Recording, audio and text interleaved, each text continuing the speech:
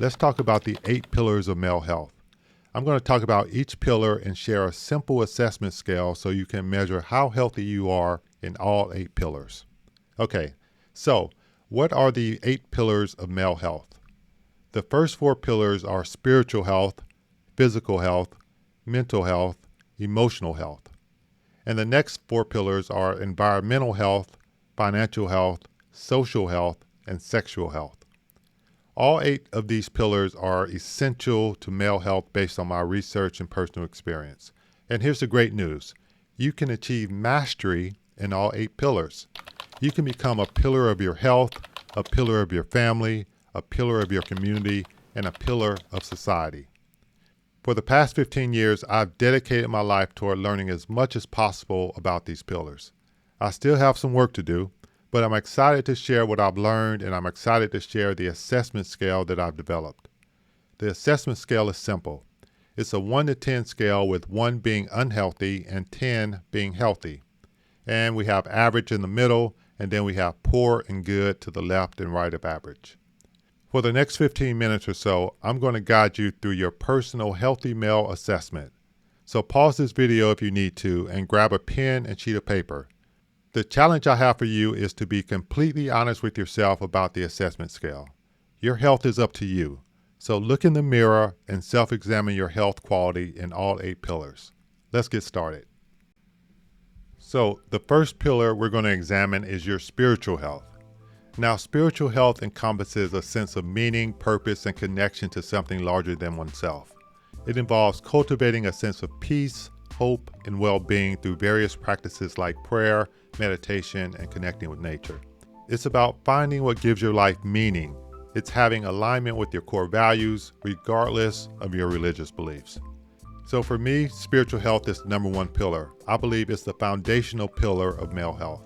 So what I want you to do is to evaluate and self-examine your spiritual health on a scale of 1 to 10. What is your level of spiritual health? Write it down on a piece of paper.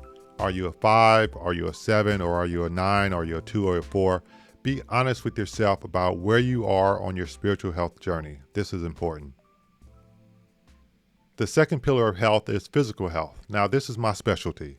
I live an active lifestyle, and I've been very intentional about taking good care of myself physically. Physical health encompasses the condition of your overall body, from the absence of disease to fitness level, and how well your organs and systems function. It's about how your body feels, moves, and is cared for. Good physical health involves a variety of factors like nutrition, exercise, sleep, and overall well-being. That's a really great definition to keep in mind, because physical health is truly about how your body feels, how your body moves, and how your body is cared for. Remember, self-care is healthcare. Now, as you know, physical health can vary for all men from young to middle to late adulthood, but it's about listening to your body, and it's about having a marathon approach as opposed to a sprint. The first step is awareness. Take a moment to self-examine your current lifestyle. So again, look in the mirror and score your physical health on a level of 1 to 10. How does your body feel? How does your body move? And how well do you take care of your body? How's your nutrition? How's your exercise? How's your sleep? How's your overall well-being? What is your physical health on a scale of 1 to 10? The third pillar of male health is mental health. Now, this is a very important pillar because men are facing a mental health crisis in 2025. Both men and women are struggling with different areas of mental health, and both men and women experience conditions like depression and anxiety. But men are less likely to seek treatment, and men face a much higher rate of suicide. Men account for roughly 80% of all suicidal deaths, and sadly, middle-aged and older men face the highest risk of suicide.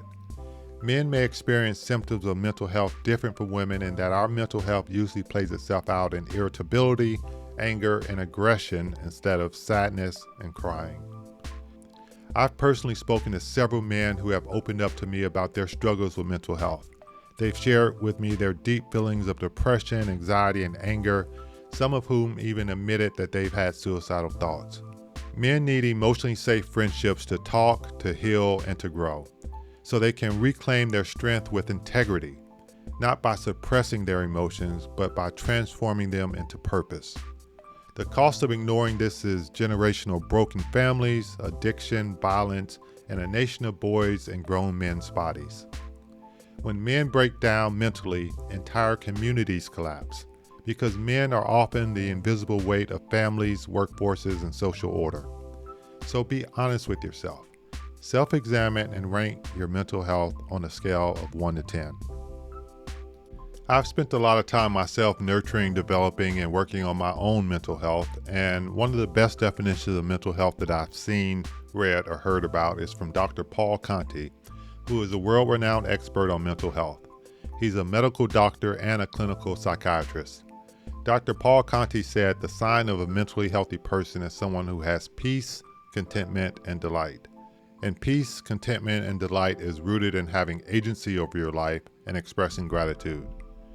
Having agency over your life means you believe and behave as if you are the primary author of your choices, actions, and outcomes. It's about owning your power, taking responsibility, and actively shaping your future, rather than reacting passively to your circumstances. However, most people rob themselves of having agency, which is a shame. Not having agency over your life comes from lack of awareness and support. So ask yourself these questions. Do you have agency over your life? Do you express gratitude on a daily basis? Do you write in a journal? Do you have peace, contentment, and delight? Write your answers on a sheet of paper. The next pillar of male health is emotional health. Emotional health is about how we manage our feelings and thoughts and how we cope with both positive and negative emotions. Yes, men have emotions and feelings too. But we need to learn how to trust our instincts because we tend to ignore them, especially in romantic relationships. Emotional health is a crucial aspect of our overall well-being because it encompasses our ability to recognize, understand, and express our emotions, as well as our ability to handle stress and setbacks. Now, one area of emotional health that I've leaned into is emotional regulation, which is the ability to effectively manage and respond to emotional experiences. For instance, it's common these days to hear people say something like, "You triggered me," or "I'm triggered." These days, people are often triggered by the slightest thing and they are easily offended. But here's the thing, if a person has good emotional regulation, then they're not easily offended and they're not easily triggered. Emotional health is crucial for men, probably more today than ever before. So same exercise, look in the mirror and self-examine yourself. I challenge you to be honest with yourself and rank your emotional health on a scale of 1 to 10. Ask yourself, how good am I at regulating my emotions? Am I easily triggered and easily offended? Are you a 5? Are you a 7? Are you a 3? Rate yourself because this is the first step to leveling up your emotional health. The fifth pillar of male health is environmental health. Now, environmental health is crucial because a healthy environment directly impacts human health, well-being, and your ability to thrive. Environmental health is the invisible force that shapes a man's habits, thoughts, and energy. You can't become a healthy male in a chaotic, overstimulating, and disordered environment. When a man takes control of his space, he begins to reclaim control of his state.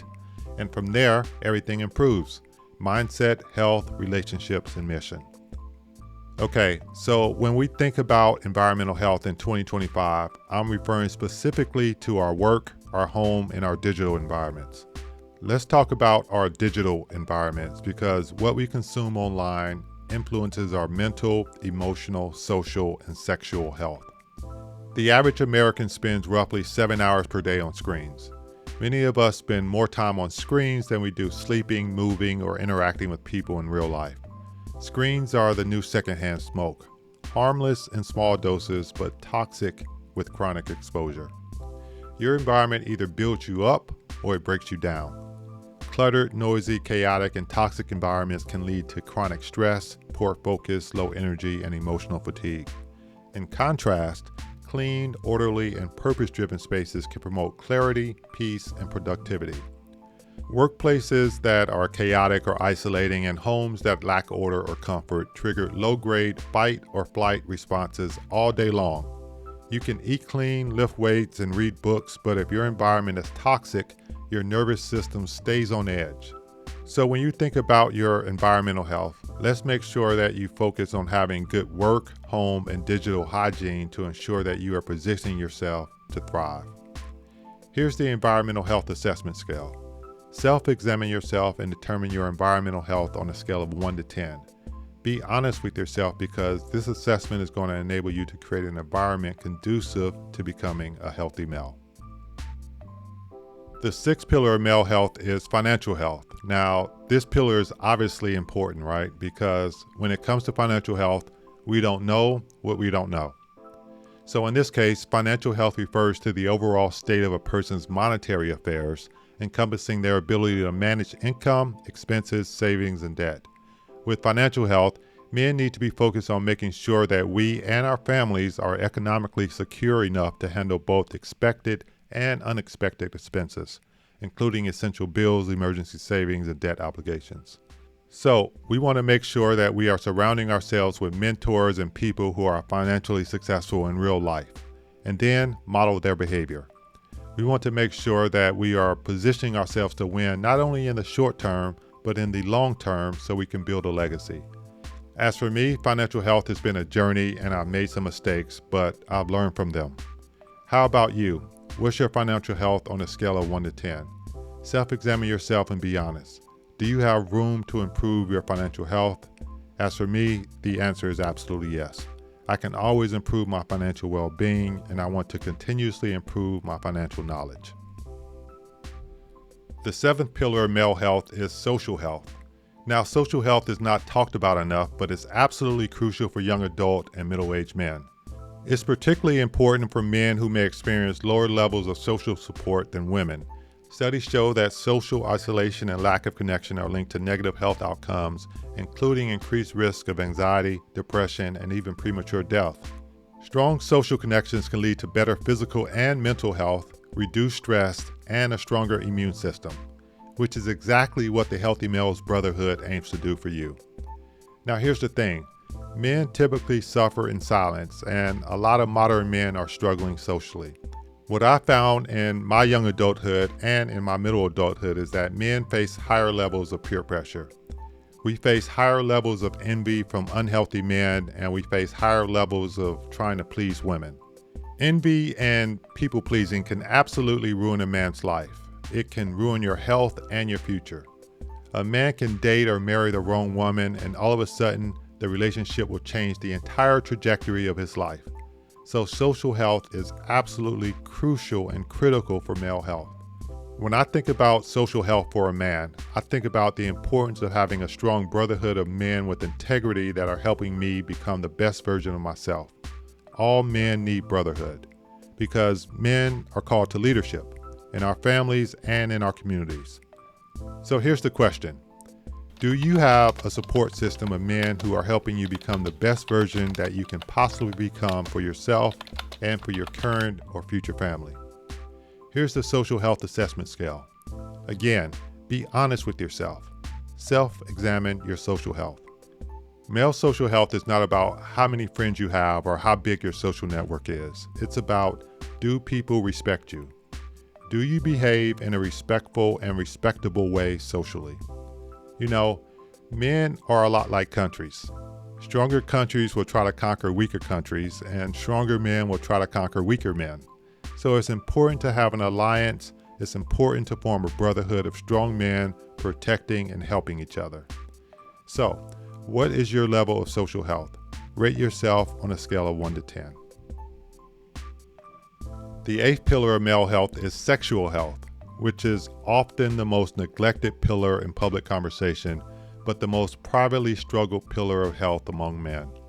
In today's hyper-sexualized world, men are bombarded with temptation, confusion, and misinformation about what healthy sexuality really looks like. Sexual health encompasses various aspects of a man's well-being related to his sexual function, performance, and satisfaction. It's influenced by physical, mental, and emotional factors and can be optimized through various lifestyle changes. It includes our libido, erectile function, ejaculation, and reproductive health. Maintaining good sexual health is crucial for overall physical and emotional well-being. Now here's the thing. I often wonder, why is pornography legal? The porn epidemic is quietly destroying and weakening men. Over 70% of men under 40 consume porn regularly. Porn websites rank among the most websites visited in the world. Chronic porn use is linked to erectile dysfunction, even in younger men, low motivation and dopamine depletion, unrealistic expectations of intimacy, isolation, shame, and addiction. Porn is not just a habit, it's hijacking men's brains, their drive, and their ability to form real connections. Most men are ashamed to talk openly about their sexual struggles, performance anxiety, temptations, or past trauma. But the greatest threat to a man's sexual health is silence. When men support each other without judgment, it opens the door to honest conversations, practical tools for discipline and self-control, recovery from porn addiction and infidelity, and reprogramming of healthy masculinity. Men don't heal from sexual wounds in isolation. They heal in the presence of other strong and honest men. As for me, my sexual health and discipline is in full alignment with my spiritual health. Once I gained a better understanding of myself spiritually, I was able to successfully improve my sexual health and sexual self-control. In a world where lust is everywhere and discipline is rare, men need brotherhood more than ever. Sexual health is foundational to a healthy male, and the path to healthy sexuality doesn't start with willpower alone. It starts with brothers walking the road together. Here's the sexual health assessment scale. Be honest with yourself. Self-examine your sexual health. How healthy are you in terms of your discipline and self-control, and in terms of all things pertaining to your sexual health? Rate yourself on a scale of 1 to 10. So we just covered a lot, and you just gained a greater awareness around your level of male health. Here's the great news. Over the past 15 years, I've learned that you can absolutely achieve mastery in the 8 pillars of male health. And mastery of the 8 pillars should be the objective for all adult males. Experience has taught me that the more healthy I am in all 8 pillars, the more respect I receive in society, the better I feel about myself in my professional and my personal life, and the better I am in relationships. When you become a pillar of male health, you become a pillar of your family, then you become a pillar of your community, and then eventually you become a pillar of society. That, my brothers, is the purpose-driven life and a life well lived. Here's the bottom line. Men just want to marry a woman who loves and respects them, and they want to have kids who love and respect them. And I believe that your wife, your kids, and others will respect you because you're living a purpose-driven life and you're fully alive. Even if a woman decides to divorce you, which she would have to be absolutely crazy to divorce a healthy male, you can easily replace her because being a healthy male is rare.